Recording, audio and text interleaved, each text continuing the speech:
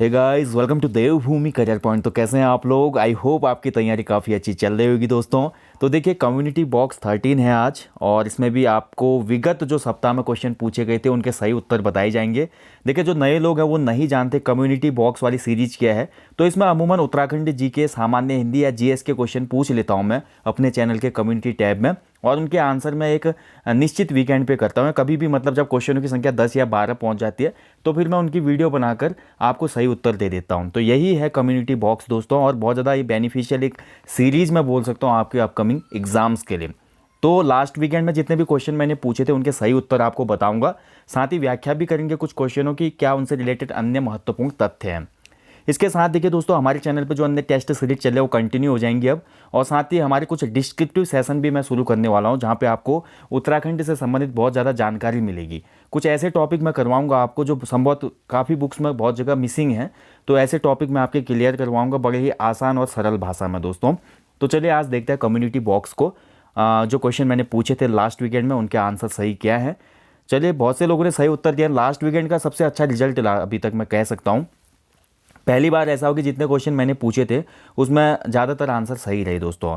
पहला क्वेश्चन था, देखिए दोस्तों, निम्न में से किसे स्वांग लता ताल भी कहा जाता है? स्वांग लता ताल या स्वांग ताल भी कहा जाता है इसको, ठीक है। ये भालू डैम है, इसका आंसर था भालू डैम, यानी कि ऑप्शन सी सही था इसमें। लेकिन इसमें बहुत से कम लोगों ने सही उत्तर दिया। चौराबाड़ी ताल क्या दोस्तों?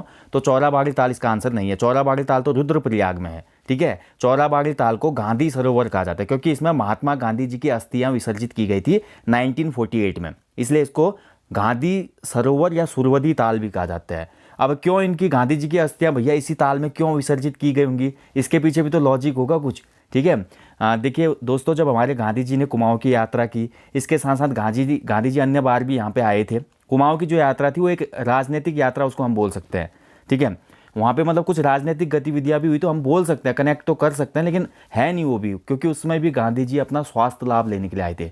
जब जब भारत का कोई नेता या भारत की कोई नेत्री बीमार हुई, स्वास्थ्य लाभ लेने के लिए वो उत्तराखंड की धरती में पहुंचे। आज की डेट में भी ऐसा होता है दोस्तों। जो हमारे शहरों में रहने वाले बड़े बड़े हमारे बुद्धिजीवी होते हैं, जब वो बीमार हो जाते हैं और कोई भी बीमारी का इलाज नहीं हो पाता या कोई भी दवाई उन पर काम नहीं करती, तब वो साइकोलॉजिकल हमारे पहाड़ों की खूबसूरती या इस देवभूमि के अंदर आते हैं, जहाँ पर कुछ तो हमारी सुपर नेचुरल पावर्स हैं, और साथ ही हमारी जो इतनी मनोरम और मधुर हमारी प्रकृति है वो खुद ही हील कर देती है आदमी को, ठीक है। तो ऐसा ही उस समय भी होता था। गांधी जी हमें यहाँ पे आए, गांधी जी ने मन बनाया था जैसे ही देश आज़ाद होगा भैया मैं केदारनाथ जाऊँगा। कहाँ जाऊँगा? केदारनाथ जाऊँगा। लेकिन उससे पहले ही गोडसे ने गांधी की हत्या कर दी, और गांधी जी की जो दिली ख्वाहिश थी वो अंदर ही रह गई। जो उनके गंग थे उनको तो पता था गांधी जी केदारनाथ जाना चाहते थे, तो केदारनाथ के ऊपर जो चौराबाड़ी ताल थी दोस्तों, वहाँ पर गांधी जी की अस्थियों को विसर्जित किया गया। तो ये पूरी कहानी है चौराबाड़ी ताल की। अब हम क्वेश्चन पे आते हैं। स्वांगलता ताल बोला जाता है भालू डैम को।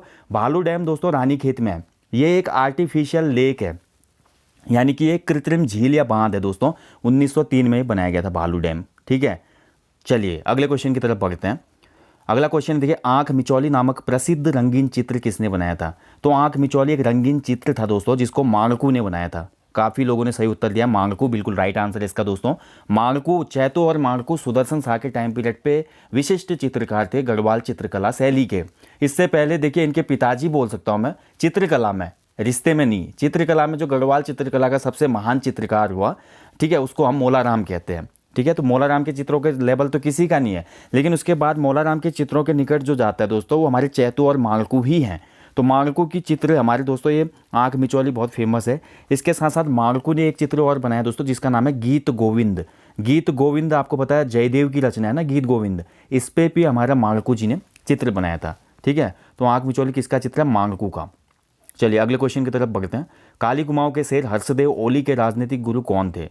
तो देखिए हर्षदेव ओली काली कुमाऊं क्षेत्र यानी कि चंपावत का जो क्षेत्र था ना दोस्तों, वहाँ पर जितने भी स्वाधीनता संबंधित आंदोलन हुए, उन आंदोलनों का नेतृत्व या उन गतिविधियों को पूरा वहाँ पर नियंत्रित करने वाला व्यक्ति था हर्षदेव ओली।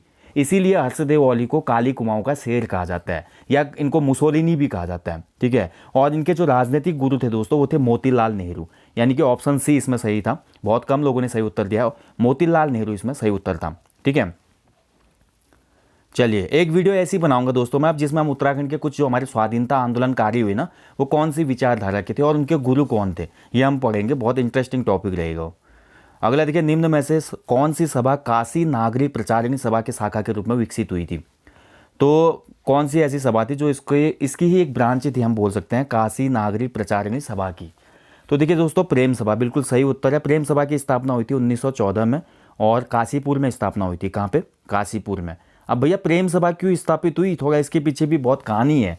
ठीक है, जब हम उत्तराखंड का इतिहास, जो हमारा ऑनलाइन कोर्स चल रहा है, वहाँ पे जो लोग जुड़े हुए हैं, अगर इस वीडियो को देखते हैं तो वो तो समझ रहे होंगे क्या इसका इतिहास है, काशीपुर में क्यों प्रेम सभा बनानी पड़ी थी। तो काशीपुर में प्रेम सभा बनाने का रीज़न था, थोड़ा हम फ्लैशबैक में जाते हैं दोस्तों। सबसे पहले हम आ जाते हैं 1912 में। 1912 में क्या हुआ दोस्तों, हमारा कुमाऊं कांग्रेस की स्थापना हुई। ठीक है, 1912 में कुमाऊं कांग्रेस की स्थापना होती है अल्मोड़ा में। लेकिन कुमाऊं कांग्रेस जो स्थापित हुई दोस्तों, वहाँ पर हमारे उग्रवादी विचारधारा वाले जो लोग थे वो ज़्यादा हो गए उसमें, यानी कि जैसे कि बाल गंगाधर तिलक, हरगोविंद पंत, ये सब गर्म विचारधारा वाले व्यक्ति थे। यानी कि आपको पता है कांग्रेस में नरम दल और गरम दल, दो दल थे ना। नरम दल वाले बिल्कुल आराम से चलते थे, मतलब हमारा सभाएं जो करते थे वो अपना, उसके साथ साथ हमारे वो हड़ताल करते थे, मतलब ऐसे, मतलब सोचते थे कि आज़ादी को हमने अचीव करना है। लेकिन गरम दल वाले जो थे तो बिल्कुल तात्कालिक रहते हैं, हिंसक प्रवृत्ति के थे वो, मतलब जल्दी करो जो करना है। तो इसमें हमारे भारतीय नेताओं का भी मैं नाम लूँगा तो बाल गंगाधर तिलक, लाला लाजपत राय, बिपिन चंद्र पाल, लाल बाल पाल तभी बोलते हैं। ठीक है, ऐसे ही जब 1912 में कुमाऊं कांग्रेस की स्थापना होती है दोस्तों, तो कुमाऊं कांग्रेस की स्थापना के समय थोड़ा मतभेद हो जाता है यहाँ पे भी, उत्तराखंड में नरम दल और गरम दल के बीच में। ठीक है, इसके फलस्वरूप क्या होता है कि 1914 में बद्रीदत्त पांडे के नेतृत्व में होम रूल लीग की स्थापना हो जाती है अल्मोड़ा में। अब होम रूल लीग में चले जाते हैं सभी गरम दल वाले। ठीक है, मतलब अब लोगों का क्या हो गया, ध्यान आकर्षित हो गया, भैया ये बद्रीदत्त वाला सही है यार, जो बद्रीदत्त ने जो नेतृत्व कर रहा है, या बद्रीदत्त पांडे जी ने जो ये संगठन बनाया इसमें बढ़िया है, भैया यहाँ जुड़ो सभी लोग। तो क्या हुआ, गरम दल की विचारधारा वाला जो संगठन बना होम रूल लीग, उसमें लोग बहुत इंटरेस्ट लेने लगे। तो जो कुमाऊं कांग्रेस थी 1912 वाली, जिसमें हमारे ये पंत जी लोग थे नरम विचारधारा वाले, इनका प्रभुत्व, मतलब इनकी जो हमारे राजनीतिक चेतना का कार्यक्रम था वो धीरे धीरे कम होने लगा। तो इसको देखते हुए फटाक से स्थिति को भांपा दोस्तों हमारे गोविंद बल्लभ पंत जी ने, और उन्होंने काशी नागरी प्रचारिणी सभा, यानी कि हिंदी के प्रचार प्रसार के नाम पर दोस्तों यहाँ पर हमारी प्रेम सभा स्थापित कर दी। लेकिन प्रेम सभा का मेन मकसद क्या है, वही विचारधारा का हमारे लोगों में क्या करना, जनचेतना व फैलाना वगैरह, मतलब जो आप समझ रहे हैं यहाँ पे, मतलब 12 में जो कमी लगे उसको हमारा बाद में प्रेम सभा के द्वारा पूरा करना। एक तरफ गरम दल वालों ने होम रूल लीग बना दी कुमाऊं में, दूसरी तरफ हमारा प्रेम सभा आ गया। ठीक है, तो ये पूरी कहानी है इसके पीछे दोस्तों। डिटेल में जब हम पढ़ते हैं चैप्टर तब बड़ा मज़ा आता है दोस्तों। यहाँ पर देखिए समय कम होता है, जल्दी जल्दी आपका आंसर देना होता है। बहुत से लोग तो कमेंट करके बोलेंगे आप बहुत लंबी वीडियो बना देते हो। अरे भैया, उन क्वेश्चनों के अगर फैक्ट ही नहीं जानोगे आप, इन क्वेश्चनों को आप, इतने हज़ारों क्वेश्चन को आप रट सकते हो कभी नहीं। फैक्ट पता होगा तो आप कनेक्टिविटी भी कर सकते हो वहाँ पे। अगर नहीं भी आ रहा आंसर तो कहानी से आप तुक्के भी बहुत अच्छे लगा पाएंगे, अच्छे से समझ में आना चाहिए, बेस पता होना चाहिए। इनमें से कौन सा लेखक अपने उपन्यासों को गप्प बाइस्कोप कहते थे? तो गप्प बाइस्कोप अपने उपन्यासों को कहते थे मनोहर श्याम जोशी। ठीक है, मनोहर श्याम जोशी गप्प बाइस्कोप कहते थे। मनोहर श्याम जोशी भी बहुत फेमस हमारे साहित्यकार हैं दोस्तों। मनोहर श्याम जोशी का मतलब, इन्होंने एक धारावाहिक हम लोग, इसका निर्देशन किया। मुंगेली लाल के हसीन सपने, हरिया हरकुलस की हैरानी, क्याप और कसप इनके दोस्तों कुमाऊनी उपन्यास हैं। कुरु कुरु स्वाहा, टाटा प्रोफेसर, बहुत से मतलब इनकी रचनाएं हैं दोस्तों मनोहर श्याम जोशी की। अगला देखिए, एक भारतीय आत्मा के नाम से कौन जाने जाते हैं? तो ये क्वेश्चन तो आई थिंक पूछा जा चुका है यूके SSS के किसी एग्जाम में। एक भारतीय आत्मा के नाम से जाने जाते हैं माखनलाल चतुर्वेदी जी। बिल्कुल सही उत्तर है, सभी लोगों ने अच्छा उत्तर दिया इसका। देखिए, माखनलाल चतुर्वेदी जी की जो रचनाएं रही ना दोस्तों, वो हमारे नेशनलिज्म पर आधारित है, ज़्यादा राष्ट्र प्रेम को दर्शाती हों। फॉर एग्जाम्पल, इनकी एक कविता बहुत ज़्यादा फेमस है दोस्तों, जो कि मेरी भी बहुत ज़्यादा, मेरी एक फेवरेट पोएम है वो, पुष्प की अभिलाषा। बचपन में पढ़ते थे ना हम, पुष्प की अभिलाषा, चाह नहीं मैं सुरबाला के गहनों में गूथा जाऊं। कितनी अच्छी पोएम थी। ठीक है, मुझे तोड़ लेना वनवाली, उस पथ पर तुम देना फेंक, मातृभूमि पर शीश चढ़ाने, जिस पथ पर जाए वीर अनेक। ऐसा फूल एक बोलता है कि मेरी ये अभिलाषा है, ना तो मैं देवताओं के सिर पे बैठना चाहता हूँ, ना मैं हार बन के किसी गले में जाना चाहता हूँ। मैं सिर्फ उस रास्ते पर जाना चाहता हूँ जहाँ पर मातृभूमि की रक्षा करने के लिए बहुत से वीर अपनी शहादत देते हैं। तो ऐसा बोला गया है इस कविता में, इसीलिए देखिए भारतीय आत्मा कहा जाता है माखनलाल चतुर्वेदी जी को। चलिए अगला क्वेश्चन देखते हैं। कुमाऊं कमिश्नरी का मुख्यालय अल्मोड़ा से नैनीताल किस कमिश्नर के शासनकाल के दौरान हुआ था? तो हमने ब्रिटिश कुमाऊं गढ़वाल में पढ़ा है दोस्तों, ये हुआ था बैटन के टाइम पर 1855 में। ठीक है, कुमाऊं कमिश्नरी का मुख्यालय अल्मोड़ा से नैनीताल गया 1855 अक्टूबर में। ठीक है, बहुत सी जगह पर 1854 भी दिया है दोस्तों, लेकिन जो हमारी प्रमाणिक पुस्तक है जैसे हमारे बद्रीदत्त पांडे जी का कुमाऊं का इतिहास है, साथ ही हमारे अजय सिंह रावत जी वाली बुक है, उसके साथ साथ जो अन्य बुक्स हैं वहाँ पे भी यही दिया गया है 1855। चलिए अगला क्वेश्चन देखते हैं, छरबा आंदोलन का संबंध कहाँ से है। तो छरबा जो आंदोलन दोस्तों ये देहरादून से रिलेट करता है, देहरादून के विकास नगर से। ठीक है, देहरादून में एक तहसील है विकास नगर, वहाँ पर हुआ था ये छरबा आंदोलन। ठीक है, विकास नगर में। अब था क्या भैया इस छरबा आंदोलन, तो देखिए विकास नगर तहसील में दोस्तों एक गाँव है छरबा गाँव, एक गांव है छरबा गांव। अब छरबा गांव में दोस्तों हमारी देश में हमारी देखिए एक हमारी मल्टीनेशनल कंपनी है कोका कोला। तो कोका कोला ने उत्तराखंड गवर्नमेंट के साथ एक डील की दोस्तों, जिसमें ये बोला गया कि छरबा गांव के आसपास जो 368 बीघा ज़मीन है दोस्तों, वहां पर हम एक प्लांट लगाएंगे कोका कोला का। लेकिन स्थानीय लोगों ने अपनी ज़मीन छीने जाने के विरोध में आंदोलन किया दोस्तों, और इस आंदोलन का नेतृत्व करने वाले व्यक्ति थे रोमीराम जसवाल जी। 2013 से इस आंदोलन को शुरू किया गया और इस आंदोलन को बड़े बड़े लीडर्स का भी सपोर्ट मिल गया। फॉर एग्जांपल जैसे हमारे सोशल वर्कर हैं सुरेश भाई जी हो गए हमारे, ठीक है, इसके साथ वंदना शिवा हो गई, राधा बहन हो गई हमारी, और हमारे महाराष्ट्र के पॉपुलर जो सोशल हमारे एक बोल सकते हैं आंदोलनकारी हैं अन्ना हजारे। तो इतने लोगों का जैसे सपोर्ट मिला दोस्तों, तो उसके बाद क्या हुआ, ये छरबा प्लांट जो कोका कोला का लगना था, यूके गवर्नमेंट के द्वारा इसमें डील हुई थी, इसको कैंसिल कर दिया गया, यानी कि गाँव वालों की जीत हो गई। ठीक है, और इसी पर दोस्तों एक किताब भी लिखी गई है, इस पर एक किताब है और कोका कोला हार गया। ठीक है, ये किताब है इस पे, इसी आंदोलन पे। तो ये है पूरी छरबा की कहानी। छरबा इसीलिए फेमस है दोस्तों, इसलिए छरबा आंदोलन देहरादून से रिलेट करता है विकास नगर से। मध्यकालीन उत्तराखंड में ताम्रपत्र बनाने के लिए जाने वाला टैक्स कौन सा था। देखिए राजा लोग भैया अपना इतना मज़ा करते थे, आलीशान ढंग से रहते थे दोस्तों। हम मतलब कई कई तो उनकी रानियाँ होती थी, बड़े बड़े आलीशान बंगले होते थे, महल होते थे उनके। उसके बावजूद देखिए जनता से वो अपने लिए अपनी ख्यातियों का वर्णन करने के लिए, अपने बारे में बताने के लिए ताम्रपत्र बनाते थे, लेकिन उसका भार भी भैया जनता पे डाल दिया। ठीक है, और ये ताम्रपत्र बनाने के लिए जो टैक्स लिया जाता था दोस्तों, इसका नाम था साउली, यानी कि ऑप्शन सी इसमें सही आंसर है, साउली नामक कर लिया जाता था। ऐसे ही रतंगली कर था दोस्तों, रतंगली कर जो था वो लेखकों हेतु लिया जाता था, जो राइटर होते थे ना, राइटरों के लिए भी टैक्स लिया जाता था जनता से, रतंगली। तो इतने नाना प्रकार के टैक्स थे दोस्तों, चंद्रकाल कहूँ मैं, पंवार वंश कहूँ, और गोरखा लोग जब आए, गोरखा लोगों ने तो यहाँ पे ऐसा कहर ढाया दोस्तों कि हमारा बोलते हैं ना बहुत से हमारे जो कवि हैं उन लोगों ने, तत्कालीन जो कवि हैं गुमानी पंत जी ने खुद ही बोला है, गुमानी पंत बोलते कि गोरखों के जो हमारे टैक्स थे इसको ढोते ढोते कुमाऊं क्षेत्र के लोगों के बाल भी उड़ गए, ऐसा बोला जाता है उनके द्वारा। ठीक है, तो इतने तरह के टैक्स थे यहाँ पे, जो कि एक विशिष्ट हमारे शासन व्यवस्था को नहीं दर्शाता दोस्तों। अब ये क्वेश्चन देखिए, रैंडमली मैंने ये क्वेश्चन डाल दिया था, गणेश बाजार कहाँ स्थित है। अब प्रीवियस कुछ एग्जाम्स की बात करते हैं। एक एग्जाम में लाल कुर्ती बाजार आया था दोस्तों, एक एग्जाम में पलटन बाजार भी पूछा गया था। ठीक है, और एक जरूरी बाजार भी है रानीखेत में, ऐसे ही विचित्र बाजार है, बहुत से बाजार हैं दोस्तों, इसलिए मैंने रैंडमली ये क्वेश्चन डाल दिया। ये भी एक जीके का ही क्वेश्चन है दोस्तों, हालांकि आप यूके ट्रिपल एससी के पैटर्न में इसको नहीं रख सकते, लेकिन आज की डेट में यूके ट्रिपल एससी सिलेबस से बाहर के भी क्वेश्चन पिक कर लेता है। यूके ट्रिपल एससी का भी आप ऐसे बिलीव नहीं कर सकते कि जितना उसने सिलेबस दिया वहाँ से ही क्वेश्चन आएगा, कुछ वो स्टैटिक मतलब रैंडमली क्वेश्चन पिक कर लेता है। जैसे लाल कुर्ती बाजार पूछ लिया गया था लास्ट टाइम पे, एक बार पूछा गया था कि जुआरी क्या है, जुआरी। ठीक है, जुआरी क्या है उत्तराखंड में, तो जुआरी एक नदी है भाई।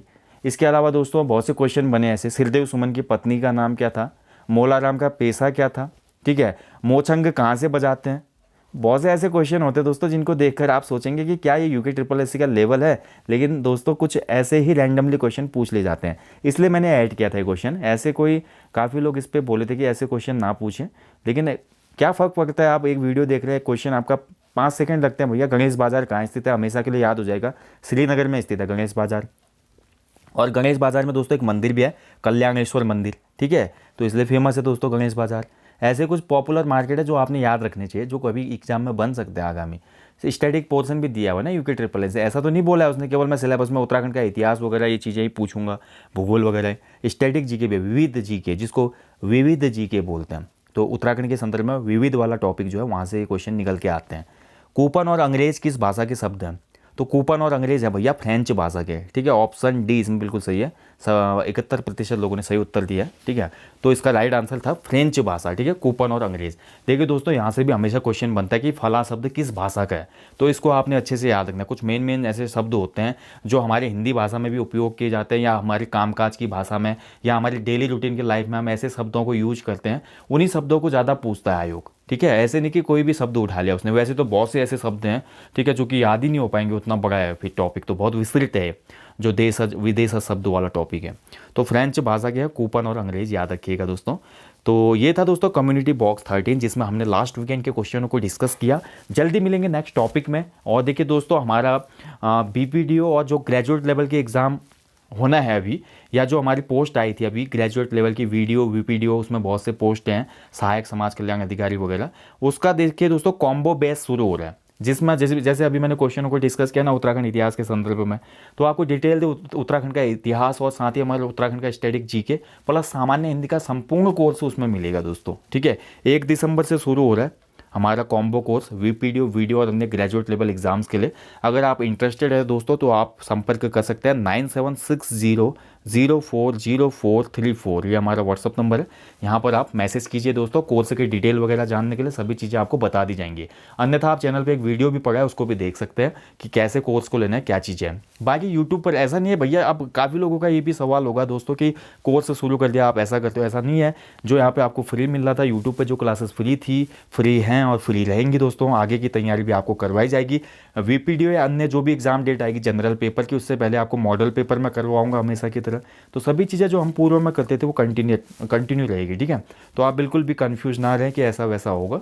बाकी जो इंटरेस्टेड है और बेसिक से देखिए दोस्तों, हमेशा मैं बोलता हूँ, अगर आप किसी निश्चित लोकेशन पे जाना चाहते हैं, अगर आप किसी निश्चित लोकेशन, सफलता एक निश्चित लोकेशन है आपके लिए, क्योंकि आप प्रतियोगी परीक्षाओं में अगर आप शुरू कर रहे हैं दोस्तों, तो कभी कभी ये भ्रम हो जाता है कि रास्ता कहाँ से शुरू होगा या मैं कहाँ से जाऊँ कि मैं एक सही डायरेक्शन में चलते हुए उस पॉइंट तक पहुँचूँ। तो आप बेसिक से जानना चाहते हैं उत्तराखंड इतिहास को, साथ ही उत्तराखंड के जितने भी हमारे टॉपिक है, जो समझने वाले टॉपिक हैं, तो तब आप कोर्स ज्वाइन कीजिए। ऐसे हिंदी आपकी समझ में नहीं आती है तो तब आप कोर्स ज्वाइन कीजिए, क्योंकि सरल भाषा में बताया जाता है। अगर आप खुद से समझ पाते हैं तो आप बुक्स का सहारा लीजिए, मैं साफ बोलूँगा, क्योंकि बुक्स से बेहतर दोस्त कोई नहीं है दोस्तों। क्योंकि हमारा जो कंटेंट है वो भी तो किताबों से ही बनता है, हम कोई आसमान से या पाताल से थोड़ी ला रहे हैं कंटेंट को, सभी किताबों से ही हमने भी कंटेंट को यहाँ पे कोलैबोरेट किया है। लेकिन हमारा क्या है कि जितना भी कंटेंट है दोस्तों वो वेरियस बुक्स से है, और उसमें डेटा को बहुत ज़्यादा सुधारा गया है, क्योंकि डेटा में बहुत ज़्यादा ऊपर नीचे हमारे उत्तराखंड इतिहास में ही हम देखते हैं, क्योंकि डेटा में बहुत ज़्यादा वहाँ पे डिफरेंस है दोस्तों, बहुत कंट्रोवर्सी है इतिहासकारों में। तो ये चीज़ें हैं। ठीक है, बाकी जानकारी के लिए संपर्क करें दोस्तों, और अच्छे से अपनी स्टडी भी करें, अभी से फोकस कर लें। जो लोग वीपीडीओ वीडियो का एग्जाम निकालना चाहते हैं नेक्स्ट ईयर, तो वो लोग अभी से अगर प्लानिंग करेंगे तब हो पाएगा। ठीक है, अच्छे से प्लानिंग करें, सभी चीज़ें करें, और बाकी डाउट क्वेरी पूछ सकते हैं अपने। जल्दी मिलेंगे नेक्स्ट टॉपिक में। Till then take care, bye bye, जय हिंद, जय उत्तराखंड।